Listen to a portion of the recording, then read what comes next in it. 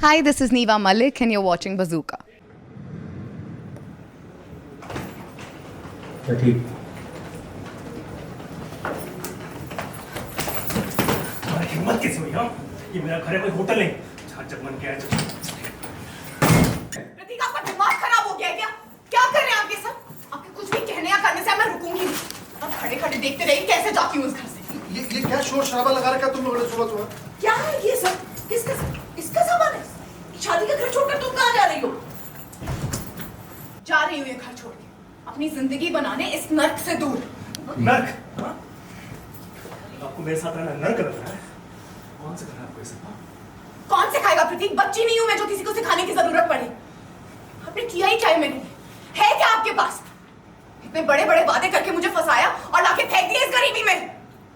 देखो स्मिता, वादा अगर पैसों के लिए तो मैं कोशिश कर रहा हूँ, थोड़ा वक्त तो सब ठीक हो जाएगा।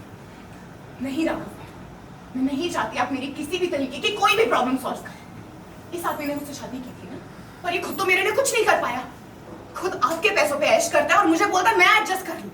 अरे अगर मुझे एडजस्ट ही करना था तो मेरे माँ बाप का घर बुरा था क्या? सब कुछ छोड़ के इतना बड़ा कदम लिया और मैं एडजस्ट कर लूं। देखो प्रतीक से शादी तुमने अपनी मर्जी से, यहाँ आने का फैसला तुम्हारा है, बल्कि हमारी फैमिली ने तो तुम्हें सपोर्ट किया। इस वक्त ना सुबह के 5 बजे सबकी नींद खराब हो रही है, आपका लेक्चर नहीं चाहिए। हाँ मैंने गलती की पर मुझे नहीं पता था उसका अंजाम ये होगा।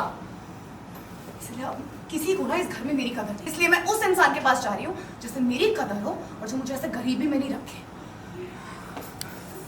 अच्छा, तो ये सच्चाई, तुम किसी और के लिए मुझे छोड़ रहे हो?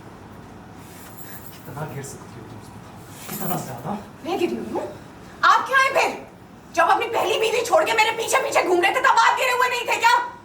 मुझसे झूठे वादे किए तब आप सही थे। अपनी पहली, मुझे तो शादी करके ले आए इस घर में, लेकिन अपनी पहली बीवी को डाइवोर्स नहीं दे सके, इतनी हिम्मत नहीं है प्रतीक आप में। और आज की डेट में ना एक नहीं दो औरतों को अपना गुलाम बना कर रखा हुआ है। ना घर का छोड़ा है ना घाट का। तो शादी तो कर ली। अभी जाके आज रिवील हुआ है कि कोई और इंसान था जो इनको भड़का रहा था, सपने दिखा रहा था। तो जब वो प्रतीक को पता चला तो ये वो पॉइंट था जब प्रतीक जस्ट लॉस्ट इट। उसको बहुत गुस्सा है इस चीज़ पे, बुरा लगा, बहुत हर्ट हो गया इस चीज़ से कि यार ऐसे कैसे कर सकती है। ये जस्टिफाई ये कर रही है कि इसका करियर इंपॉर्टेंट है और प्रतीक बोल रहा है कि रिश्ते से ज़्यादा क्या ज़रूरी हो सकता है। तो ये इस पॉइंट पे अभी ये कॉन्फ्लिक्ट है कि रिश्ता या फिर करियर। प्रतीक बोल रहा है रिश्ता, ये बोल रही है करियर। स्मिता जी, आपका क्या कदम रहने वाला है? क्या आप प्रतीक के प्यार को समझ पाओगे या फिर पैसे के लिए आप छोड़ के चले जाओगे? बताइए। देखिए मुझे लगता है कि अभी फ़िलहाल जो स्टेट ऑफ माइंड में स्मिता है उसको सिर्फ अपना करियर और पैसा दिख रहा है, क्योंकि तभी वो शायद किसी दूसरे इंसान की बातों में इतनी आई है। और शुरू में वो जेन्युइनली प्रतीक से प्यार करती थी, बट जब उसको, क्योंकि स्मिता ना शुरू से ही ऐसी रही है कि उसको, क्योंकि वो अभी तक बहुत उस एनवायरनमेंट पे पली बड़ी है जहाँ उसके पास हर चीज़ नहीं मिली है उसे, क्योंकि शादी से पहले रीता और स्मिता दोनों ही गरीब नहीं बोल सकते बट मिडिल क्लास फैमिली से थे या जो भी। तो उसको हमेशा से उसकी आंखों में वो स्पार्कल रहा है कि उसके पास भी बहुत सारे पैसे हों। तो उसने इनिशियली तो प्रतीक से प्यार करके ही शादी की थी, तभी शायद वो दोनों एक दूसरे के लिए इतना लड़ रहे थे। बट अभी वो दूसरे उस इंसान की बातों में इतना आ गई है उसकी, वो इतने बड़े बड़े सपने देखने लगी है कि अभी उसको सिर्फ पैसा और ऐश दिख रही है। ऐश मतलब कि वो मिस इंडिया बनेगी और वो सब, तो वो प्रतीक का प्यार और पूरा घर वो सब भूल चुकी है।